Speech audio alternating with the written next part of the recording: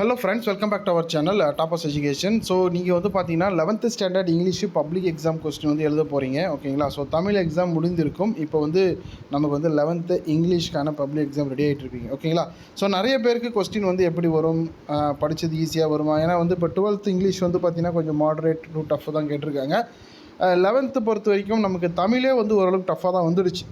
அதனால் maybe English வந்து கண்டிப்பாக பயப்படாதீங்க, நிச்சயமாக ஈஸியாக வரும் அப்படின்னு தான் நம்ம நம்புவோம். நீங்கள் பார்த்துட்ருக்கிறது வந்து 11ஆம் வகுப்பு last year public question paper. இதை வந்து நம்ம ஒரு முறை ரெஃபர் பண்ணிக்கலாம். இந்த பேட்டர்னில் தான் நமக்கு கொஸ்டின் வரும். ஓகேங்களா? ஸோ அதனால் வந்து இதில் வந்து என்னென்ன கேட்டிருக்காங்க, என்னென்ன பார்ட்டில் என்னென்ன கொஷின்ஸ் கேட்டிருக்காங்க, கிராமர் பார்ட்டாக இருக்கட்டும், அதெல்லாமே நீங்கள் பார்த்துக்கோங்க. சரிங்களா? 1 மார்க்கு 2 மார்க்கு எல்லாமே பார்த்து வச்சுக்கோங்க. ஸோ இதுக்கான லிங்க் நான் டிஸ்கிரிப்ஷனில் கொடுக்குறேன். Previous year question last year மட்டும் இல்லை, ஒரு 3 இயர் கொஷின், பிடிஏயில் ஒரு 6 கொஷின் எல்லாமே இதில் இருக்குது. இதை நீங்கள் நல்லா ரெஃபர் பண்ணிட்டு போனீங்கனாலே போதுமானது. மறக்காமல் நம்ம சேனலை சப்ஸ்கிரைப் பண்ணி பெல் ஐக்கானை கிளிக் பண்ணி வச்சுக்கோங்க.